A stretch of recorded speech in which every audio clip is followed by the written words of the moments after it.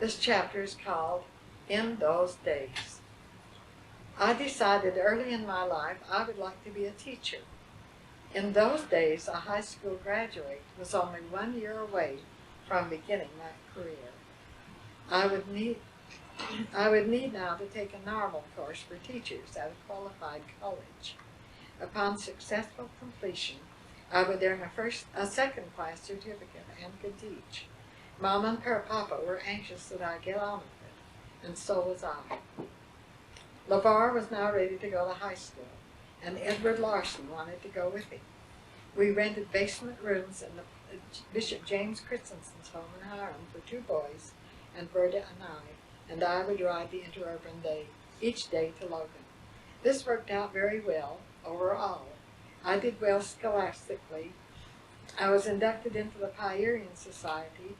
I made friends, enjoyed football games, and on a dare with Arta, we cut each other's hair. That was the first time my hair had ever been cut, and hers. And she had hair clear down to so she could sit on it. And her mother was very proud of that hair. And we just went out on the lawn and cut each other's hair without asking anybody. And that's the way we joined the current flapper culture. Berta had been dating Carl Campbell during her junior year. He was a good-looking student body president and fellow debater. He graduated and had gone to Idaho to work. They corresponded, but later in the year it fell off, and she got a nice letter telling her he was marrying in Idaho. She didn't tell me about this, but when I came home to find her in bed crying, I called Mama. They came and took her home, and she didn't come back until her graduation exercises. She was out of school during the next year, before she went to college. LeVar and Edward would be transferred the next year to North Cache High School when the first vans were set up that became school buses. I received my certificate at graduation exercises, and we were all home for the summer after that year, my first and only year in college. I was looking forward to a rest with no early trains to catch, no examinations to pass, no meals to prepare. That was my mindset that Sunday evening in early June when I went to bed. The next thing I knew, Mama was shaking me and was calling, "Defonda, I think you better get up and go over to the college and register for summer school." "Why, Mama?" I mumbled. "I just got out of school. I don't want to go."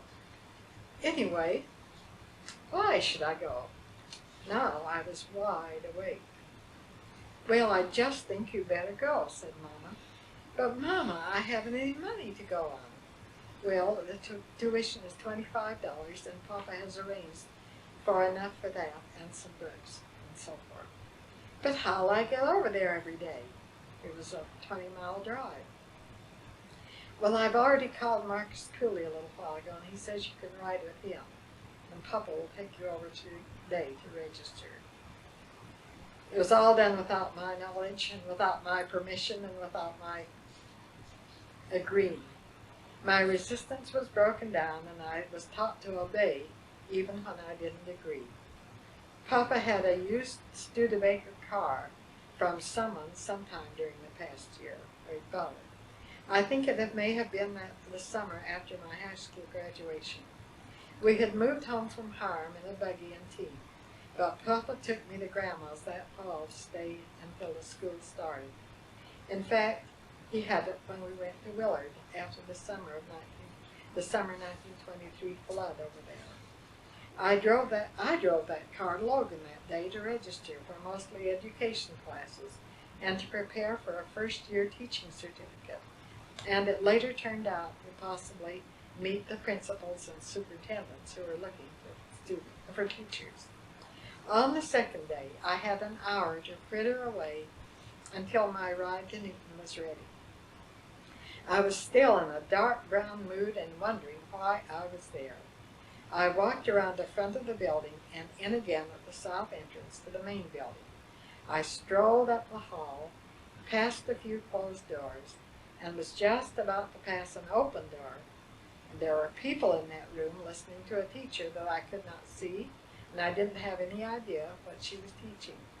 Neither do I know what drew me like iron filings to a magnet into that room. As I have often said, was it my fairy godmother or a divine hand? Whatever it was, I walked in that room, sat down, and a little later I walked out of it. When the class was over, a changed person, on a fixed path I would follow for the whole rest of my life.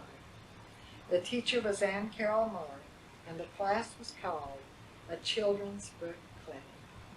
I had just been inoculated with ideas that immunized me permanently against mediocrity, triviality, and banality. More than this, I learned what it meant to be a child, so different from the prevailing philosophy of childhood that I had experienced. From that day on, I was on the front row of her class every day during 2 weeks she was there. She brought with her several hundred good children's books in print at the time, and she told us they were in the faculty room and we were free to examine them, to read them, and to make our own lists of fine children's books. I still have that list on my library shelves with the books.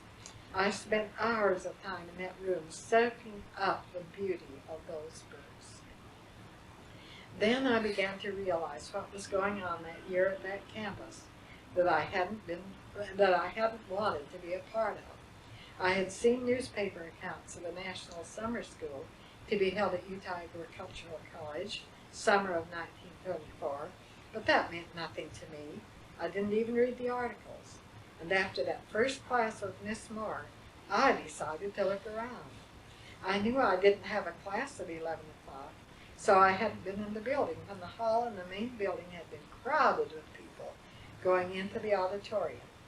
This day I joined that crowd and found that every morning a free public lecture was held by one of the visiting faculty members or scholars, brought in just to give the lectures for each day for 1 week. I was to find that all of them were top scholars in their fields, many with their families for 6 weeks on that cool and lovely campus. I was young, inexperienced, and immature. Not much had prepared me for this experience, and some was lost on me. I was able to absorb enough, though, to know that I was part of something terribly exciting and important to me, the life of my mind. I met Brownie Minear that summer in a class in community recreation.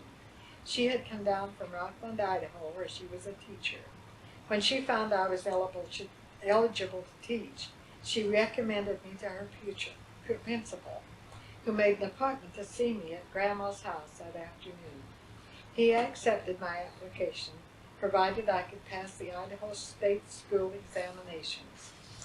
In that first ever 6 weeks of 1924, I was able to fulfill the expectation of my parents and have a wonderful serendipitous experience.